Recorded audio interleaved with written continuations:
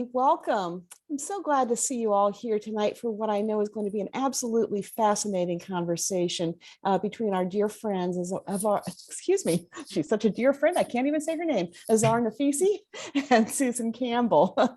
So I will introduce the two of them in just a moment, but first I'll introduce myself. I'm Jennifer LaRue, and I'm delighted to be hosting this program on behalf of the Mark Twain House and Museum in Hartford, Connecticut. Before I bring our guests up on screen, I just have a little bit of housekeeping to do, so please bear with me if you will. First of all, I see that you're all chatting away in the chat. Please continue to chat away in the chat. That's part of the fun of these virtual programs. And know that this program, like all of our virtual programs, is being recorded.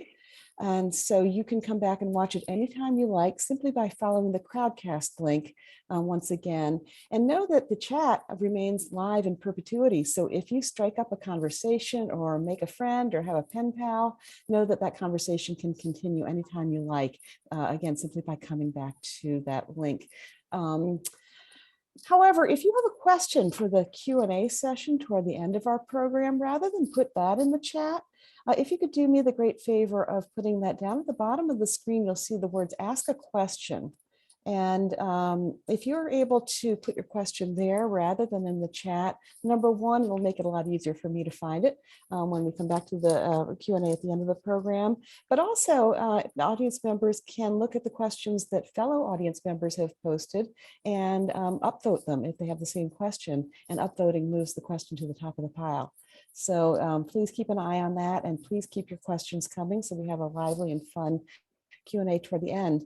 While we're looking at that part of the screen, if I could ask you just to raise your gaze a tiny bit and look at that long green button that says your support is vital.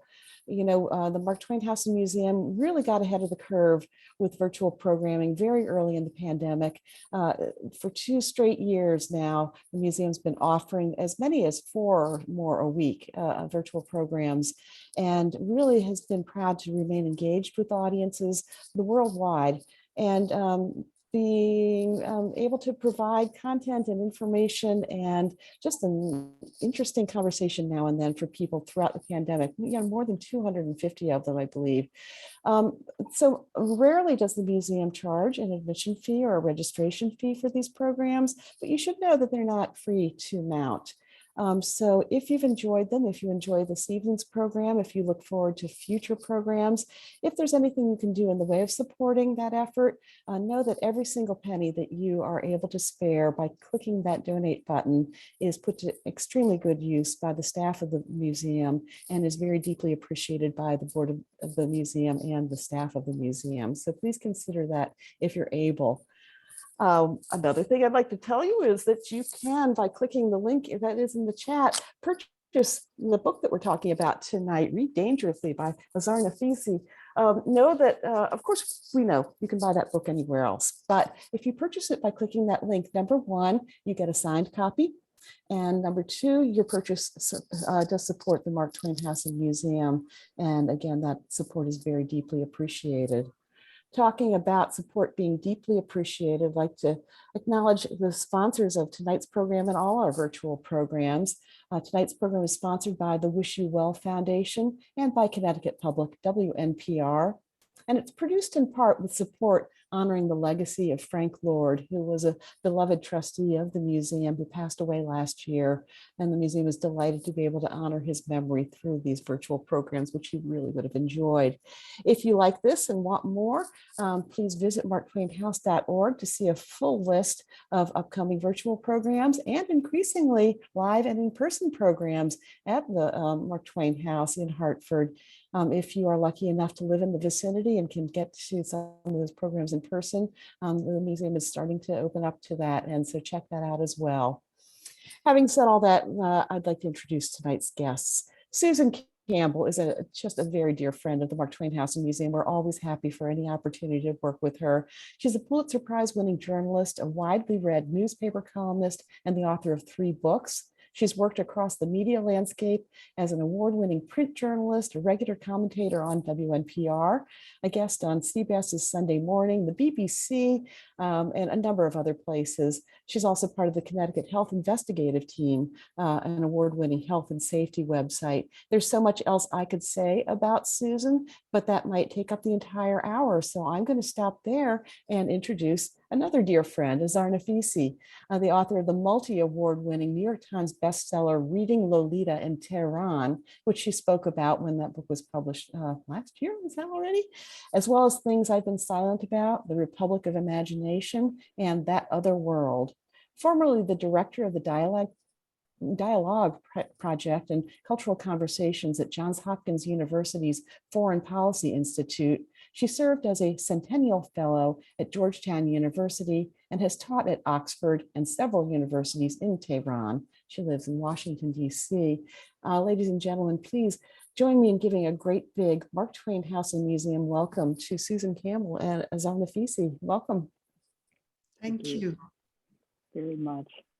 So Susan, will you let me know when it's time to come back up and join me for Q&A? I will do that if I can get through all my questions. I'm first. No, I'm kidding. Of course I will. I'll let you know. Thank you. Enjoy. Thank you. Thank you. Thank you, Azar, for talking to us about this book. It's incredible. When I saw that you had written another one, I had to read it immediately. And maybe a lot of us in the audience first became familiar with you after reading Lolita in Tehran.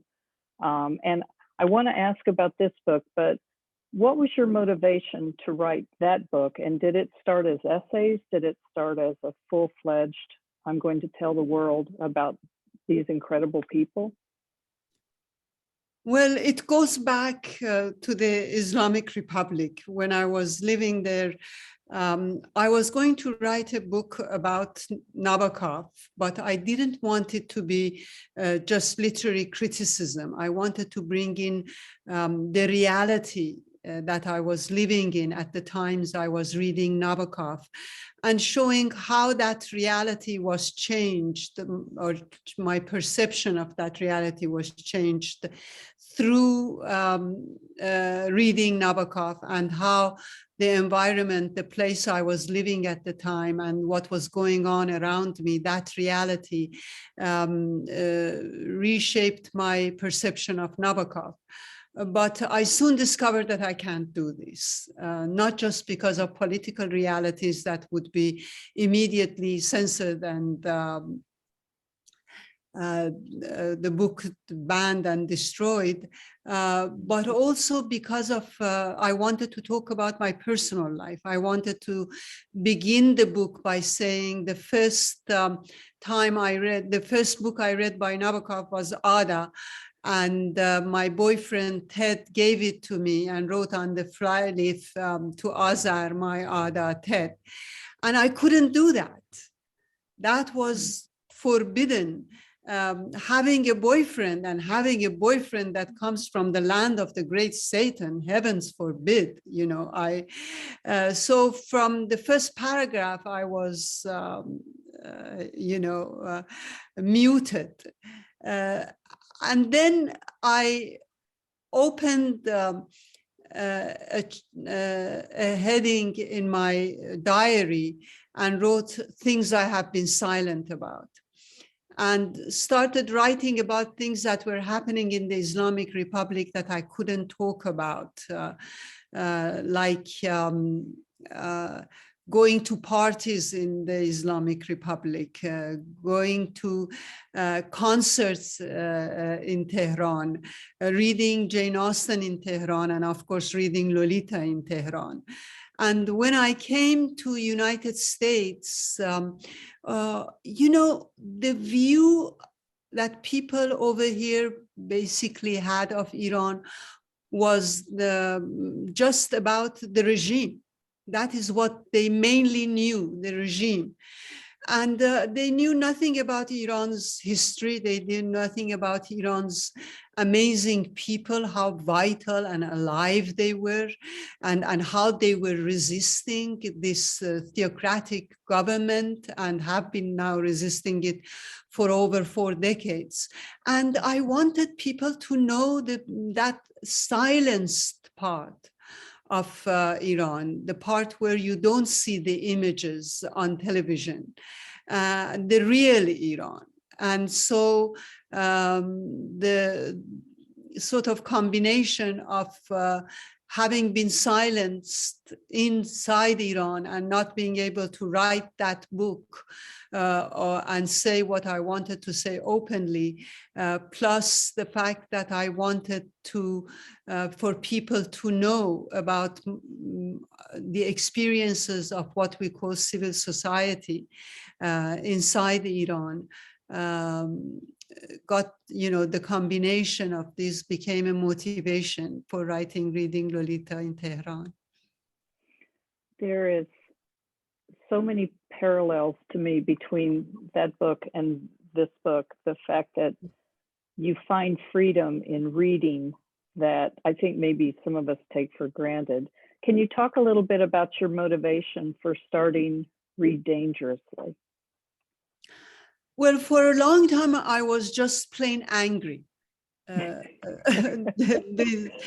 I kept, and I saw how imagination and ideas were denigrated, and people were, how indifferent the society as a whole in America had become towards them, and apart from that, then we had the political aspect of it, and the election of 2016 really did it for me. I mean, I was really, really worried and had flashbacks to Iran, although I know that America is not Iran, and the government we have here is not the government, the kind of government there is inside Iran.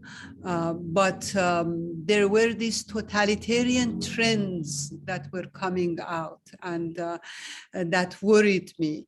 And I started, like Saul Bellows Herzog, I started writing letters, almost randomly. I wrote to my father as well, but I even wrote to Donald Trump, giving him a piece of my mind, and I know how much he would be affected by that, I'm sure. But those letters were random. They could not be turned into a book. And by, I wanted to write not in an essay form. I wanted to have some sort of narrative, some sort of intimacy in what I'm writing. And letters seemed to work well with that kind of thing. But I didn't know whom to write to. So I started writing to the writers in the book. But I didn't know anything about the personal life of those writers. It sounded artificial. So I was talking to a friend about this and saying, I don't know what to do about these letters. And she said, why don't you write to a third person? And all of a sudden, my father came to my mind, and he'd been gone. And he had been gone for 12 years at the time. But Susan, letter writing and communicating through writing between my father and I goes back to when I was 4 years old. After his death, I found a diary in which he had written for me. And in that diary, he addresses me and talks about the way he's living now and his plans for the future and the role I will play in his life. Then when I was 6 years old, he went to America to continue his studies. And I would write on a scrap of papers a few lines to him, and he would write back. And we continued this habit right until he died. When I migrated back to United States, we would fax one another and talk about the books we read, the ideas we had, the conditions, as well as about very personal things, about how the kids were doing and how much we missed him, and how were the flowers in his garden doing. So letter writing to him was not a strange thing. I was very much used to it. Your father was a former mayor of Tehran, and he spent time in jail, correct, Ahmad? Yes. He was a very popular mayor and the youngest mayor that Tehran had, but he was a terrible politician. That's a good thing. Couldn't keep silent, and he was very well, as I mentioned in the book, his friends called him so stubborn, and but that stubbornness got him into trouble with two most powerful men in Iran at the time, the prime minister and the minister of interior. So they trumped up some charges and put him in what they called a temporary jail.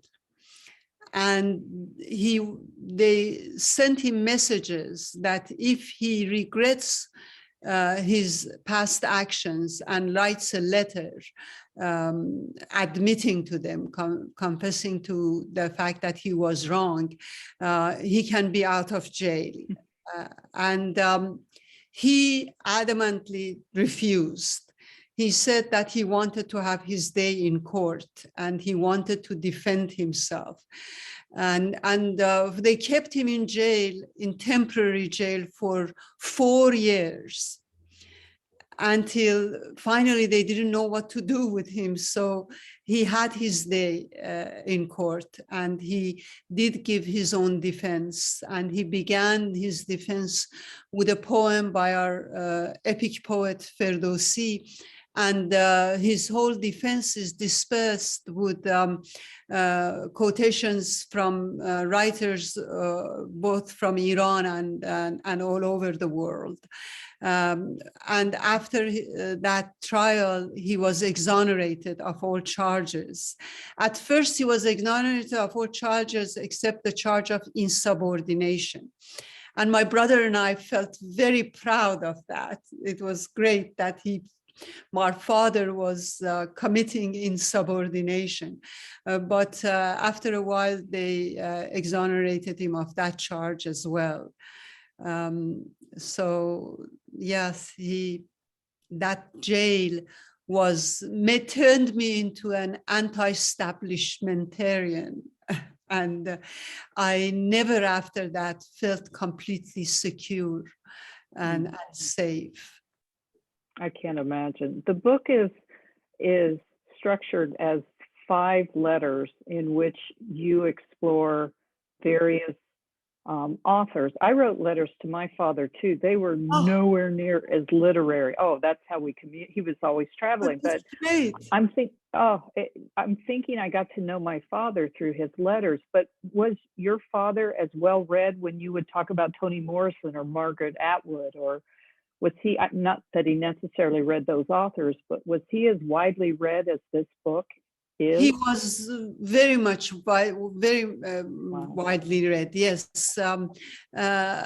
He would talk to me about Gandhi and Martin Luther King, and then go into Victor Hugo and Éluard. He would translate poems from French and English into Persian. So he was he wouldn't know Zora Neale Hurston or Toni Morrison, but he was very well read in world literature. At the end of this book, I have his letter, open letter to Lyndon Johnson. And you see there that he brings examples, from various people over here. He knew a lot about American history. And he was always sorry that the world knows so much about United States and United States knows so little about the world. And we're almost proud of that. Yeah. Yeah. Did you, I wanted to ask, when you mentioned it, did you send a letter to Donald Trump? Please say yes. No, because can you imagine him reading my letter? First of all, my name is enough as an immigrant coming from Iran, you know. That would be maybe he would have me deported, you know. Oh God. It's interesting though, you became an anti-established, I can't even say the rest of it, after your father served time in jail. And then when this particular political candidate, because you started thinking like this during this candidacy, not just the election, correct? Yeah. When Donald Trump yeah. rode down the, okay. Did you draw any comfort that the system righted itself somewhat in 20, or are we still, I don't even know how to phrase this question. I know for myself, and I was never a fan of the former president. When Joe Biden was elected, I felt the system had righted itself, and then came the sedition. And of course, we're in the pandemic, and we spoke earlier about, and now what's going on in Ukraine is just incredible. And I think to find comfort in the classics is a beautiful thing, what you did. To find answers in these wonderful, very diverse group of authors is a beautiful thing. I remember that all through the war, in the Iran-Iraq war, I would spend my time during the blackouts reading. Somehow, the books had become my portable world that I could take everywhere with me. And in United States, and that became a way of communicating, even with my own people back home. If I wanted to tell them about America or the West, since I was an English and American literature instructor when in Iran, I had to communicating with people. I would go back to the stories and talk about the stories and try to create real America through the imaginary America. I talk about it in my book, Republic of Imagination, that before I came to the United States, I had already been there through the books. And so books became for me this portable home that I could take everywhere I went with me. And no matter what country I lived, I knew that I could have access to the best of that country through reading. That is how I made a home, first in England when they sent me, my parents, there to study, and later in America. I made my home through that imaginary America. But I was really becoming afraid and angry, even a little bit before the 2016 elections. It was the way we treated Donald Trump, the space that this guy was given in the press. For what?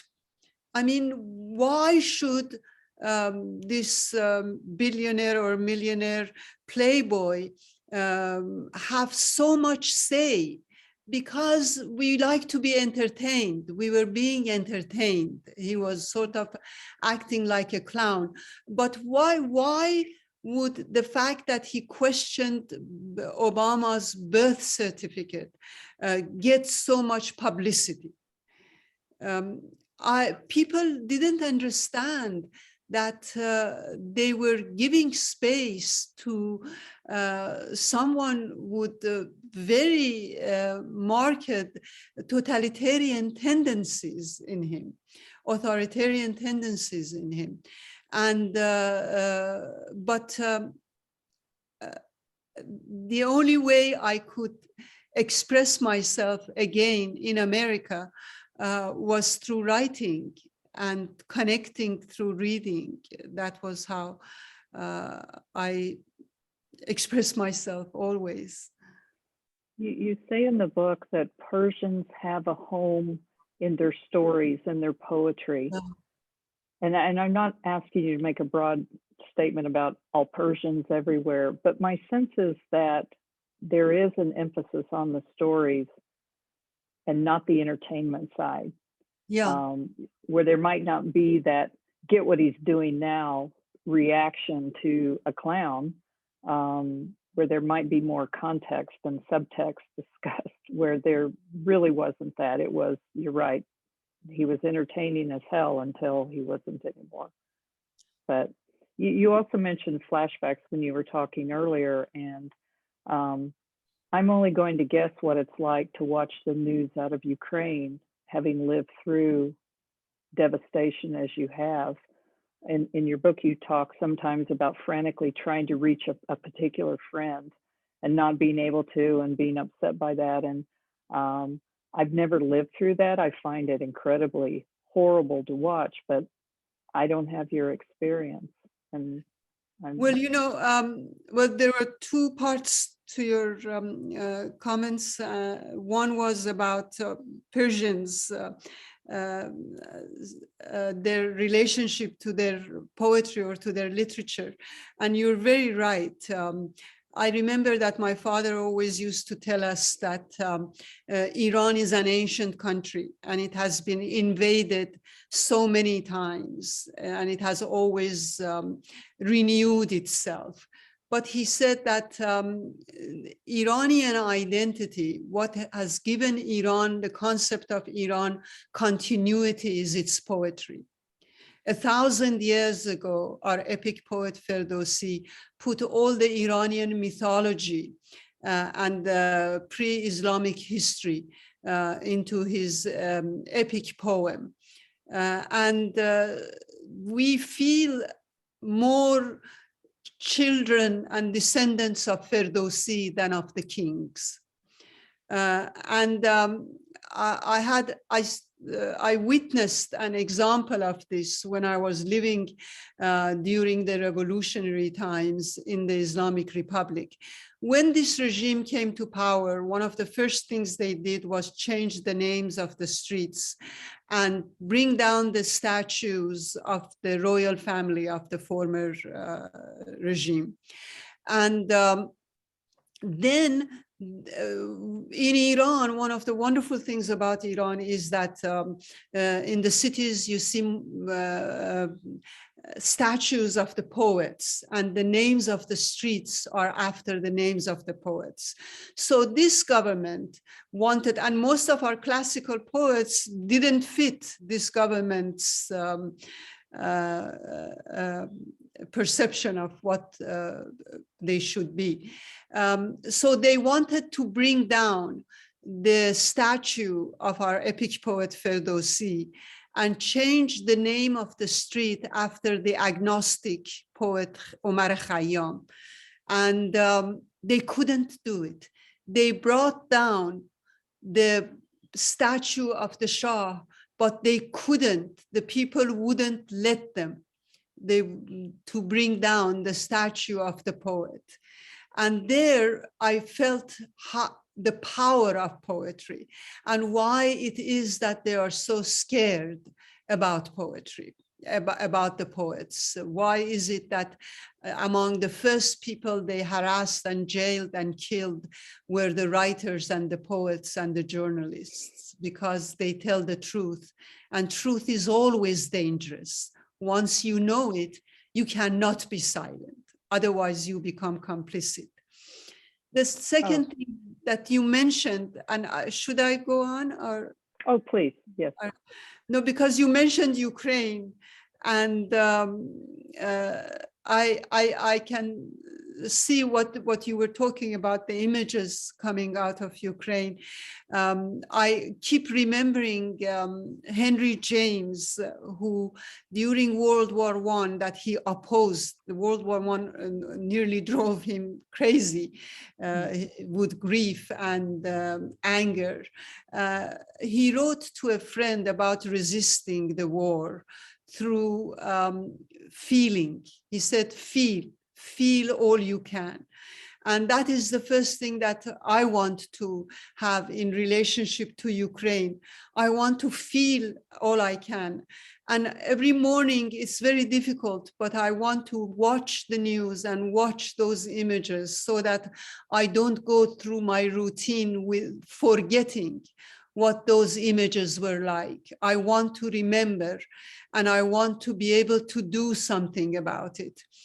And then the war in Ukraine taught us also that America is always sort of very casual about the rest of the world. And one of the things that I've been trying to say is that democracy and support of the democratic movements in other parts of the world is pragmatic. It is good for America. It is good for American democracy. And Ukraine, it's people living thousands of miles away from us, speaking a different language. And there are people that we have not seen, but now they have become intimate strangers. Every morning and every night, they come to our home and remind us of what they are fighting for, the things that we take so much for granted. They are fighting for those rights. And I can go on and on about Ukraine, but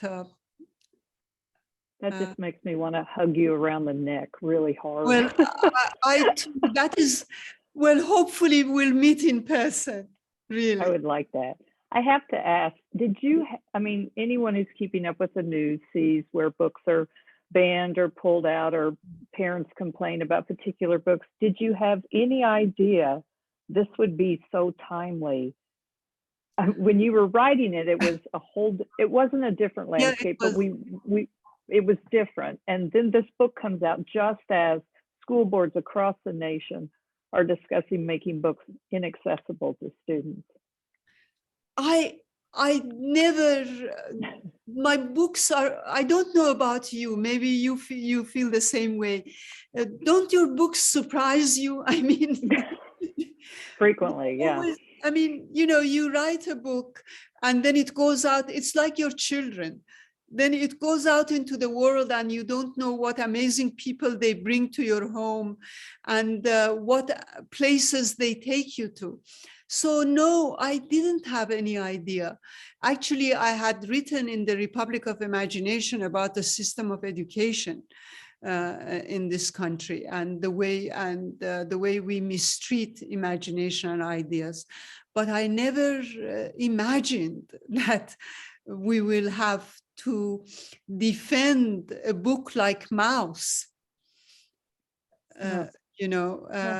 I never imagined that it would come to that, but it has, I said this when we were speaking earlier. I finished the book and my first thought was a deep breath. It was incredible. My second thought was I have to read more books. And it made me think about all the books I haven't read and the authors I have not explored.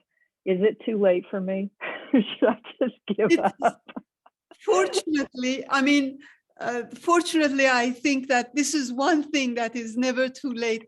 I mean, it is impossible to be reading everything, and we have to choose and we have to live. And the great thing is that reading is a never-ending job. You can, till the end of one's life, one can read and still have to read more, books. So I think that that you need not be anxious about that. I'm relieved. Now I'm going to get all New York Times Book Magazine on you and ask you, what are you reading now? What's on your bedside table, if that's where you pile your books? It looks like your books are piled everywhere. So yeah, what are they you are reading piled. now? My bedroom is filled with books. I was looking at this illustrated book by, there's this amazing Czech illustrator and writer. He writes children's books, but they are really not just children's book, named Peter Sis. And he has just written a book. Let me see what the name of the book. I always, well, I don't see it, but it's called Nikki and Vera.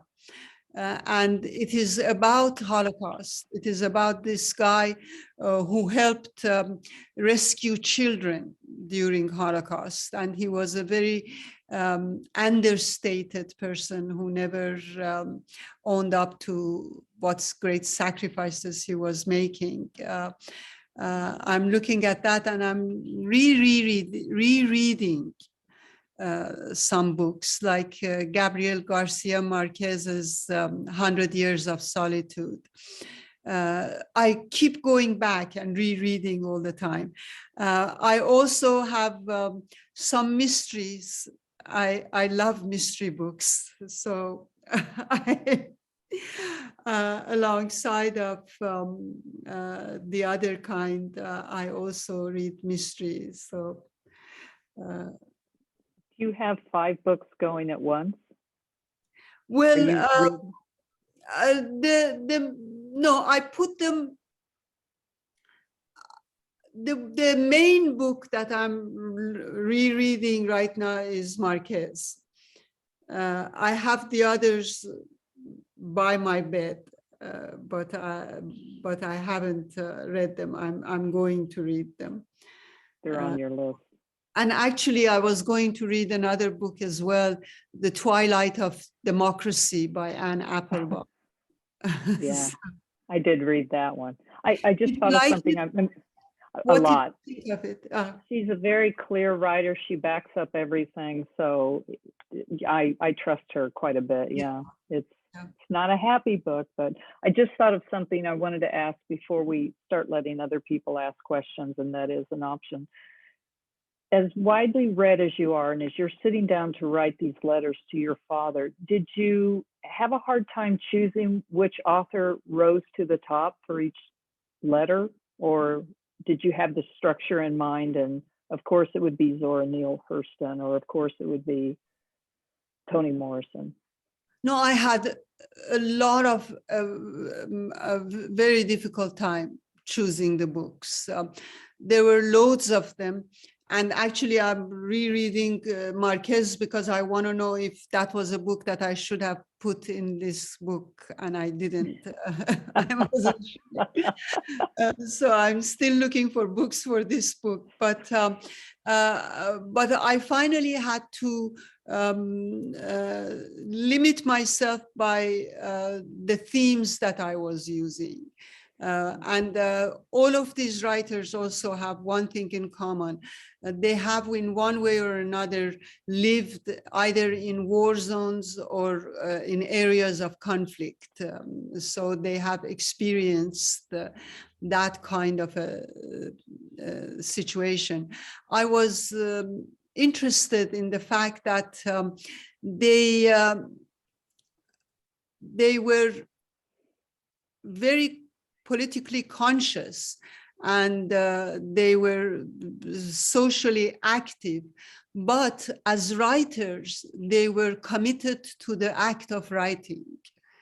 I mean, I mentioned in this book that I'm not talking about literature of resistance. I'm talking about literature as resistance. Fiction by nature is an act, is democratic. I mean, notice how every character in a novel or a story should have his or her own voice. Even the villain gets the voice. It is the most democratic of all structures. And it is based not on judgment, but on understanding. Even your enemy, you have to understand. And so that is the great humanity of fiction well. I think you probably have fans wanting to ask you questions. So if Jennifer wants to come back, but there was one line that jumped out to me where you were addressing your father and you said, "It is true that we all die, but the story remains, enduring long after we're gone." Yeah. That is the song always remains after the singer. The song remains. That was wonderful. I have so enjoyed this. This is an incredible book, and I made lists of the books I have to now read because you told me to. I so appreciate it, and this is a wonderful conversation that I like to continue.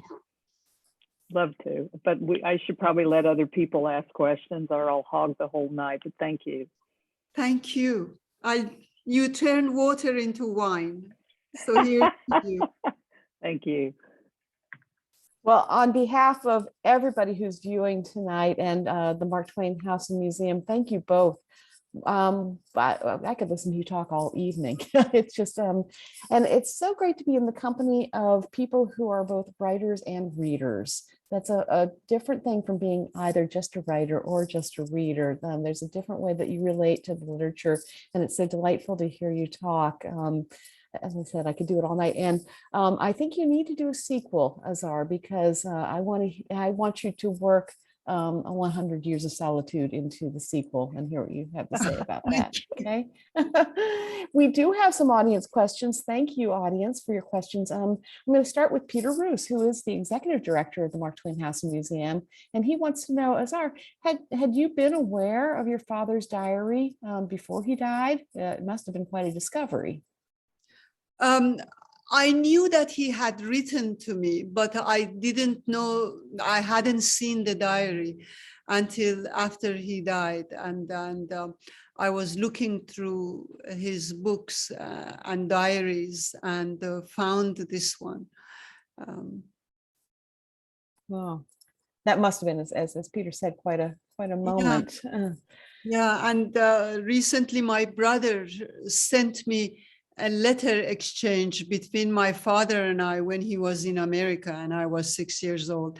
And he says to me, "You are now grown up and you can read and write. So every time I write to you, I will translate a quotation from the prophet, and you read it aloud and keep it for when I come back, and maybe we'll turn it into a book." So. Wow, that's powerful. And so Jacques, who's our good friend and colleague and is in the audience this evening, helped organize this evening's program, says, Azar, could you share some of your thoughts about Adventures of Huckleberry Finn? The Twain House loves your passion for this particular Twain book. My passion for Adventures of Huckleberry Finn. Adventures of Huckleberry Finn. Yeah. Well, Mark Twain's declaration of independence, of literary independence, comes with Huckleberry Finn, where he writes of characters that are deeply American, subject matters, the place, the language, everything becomes new through the eyes of the Twain. I remember what Twain said, that he wrote about Huckleberry Finn. He said something to the effect that this is a book about the conflict between a sound heart and a depraved, I think, or conscience in which the heart wins. He appeals to our heart. He creates Jim and Huck apart from the other characters, where through their experiences together, they discover one another and discover the world together. So it is one of the most poignant anti-slavery novels that I have read, one of the most poignant. I can go on and on about Huckleberry Finn. To tell you the truth, I don't know where to start. So for me to... Well, again, maybe that's another whole program. Maybe we'll just have you come and talk about Huck Finn sometime. And there is one thing that I just remembered we can learn from Huckleberry Finn. You remember that scene where he thinks that if he doesn't give up a runaway slave, he will go to hell. And he really believes that he will go to hell. So he's afraid, and he writes a letter to Miss Watson telling her that, you know, about Jim. And then there's this beautiful, fabulous passage where he says, and then I thought of Jim in the morning, and then I thought of him in the evening. And he goes through all the times he has spent with Jim. And he says that he found nothing wrong with him. And so he decides, he said, I went with my depraved heart, you know, he believes that with my wicked. And so he says, I tore up that piece of paper and I said, all right, then I go to hell. And I want to ask us living in these times, if we have the courage of that young boy to risk going to hell, but doing the right thing. That is the question that we have in front of us today. wow, it's hard to move past that, but I'm going to, because some other people have questions. William in the audience says, can you give an example of something that gets lost in translation when you translate between English and Persian, perhaps a line of poetry? That's a great question, William. Thank you. Yes, it's a great question and an impossible one. Can I give an example of it? I think they suggested that might be a good way to address it. So yeah. Well, you know, it's so strange because everything that comes to my mind right now are the most impossible things to translate because they are so Persian poetry, especially the classical one, is so musical that makes it so abstract that makes it almost impossible to translate. I can't think of it. No, I can't do it. Well, we put you on the spot, so perhaps that wasn't fair of us, but that was a really good question. To think. I don't want to mutilate the translation. Well, I'm going to ask a kind of follow-up question, and it's going back to what you were saying earlier about the statues of the poet and the statues of the Shah, and it was easy to. Who are there any poets of that stature in, let's just say, contemporary America, or who fills that role for us right now? That is the problem. Some people evoke Walt Whitman as the quintessential American poet. We were talking the other day with our best friends about the fact that Washington is the capital of this nation, and you don't see one statue of a great literary person who represents America. You know, I mean, it's unbelievable. Everywhere around the world that I travel, their poets have a special place, you know. We were thinking that we should give testimony at Congress to start thinking about statues of Walt Whitman and Zora Neale Hurston and Mark Twain. You know, they are the ones that truly represent this country. They are the soul of this country. I just can't understand it. I think you'd have a lot of support if you launched a movement, right, Susan? And I love that when we were talking about, when you were talking about that moment with Huck Finn and his recognition, okay, all right, then I'll go to hell, how contemporary that seems. And so that I think is the mark of these great American authors who we ought to be honoring for capturing that essence that remains essential, you know, a century later. That is, Vladimir Nabokov used to say, governments come and go, only the trace of genius remains. So. There you go, that's lovely. So I'm going to, there are a couple of questions that have to do with world politics and you know, nuclear weapons and things. I think I'm going to skip over those for this evening, if that's okay with you. But William has another very good question. You made the point that the world knows a lot about the United States, but the United States does not know a lot about the world. You also stated that Iranians are interested in the United States. Why? We're not exactly what William would call a shining city on a hill. But what country is the shining city on the hill? You know, the whole concept of shining city on the hill is that we strive to reach it. We never reach it. That's the end of the world if we reach that shining city. It is like the idea of happiness. It should be pursued rather than anything else. But they connect, and young people in Iran are very cosmopolitan, even within the Islamic Republic. They want to connect to the world. And they have connected to the United States through its golden ambassadors, its music, its art, its literature. They criticize its politics. It's not that they idolize it.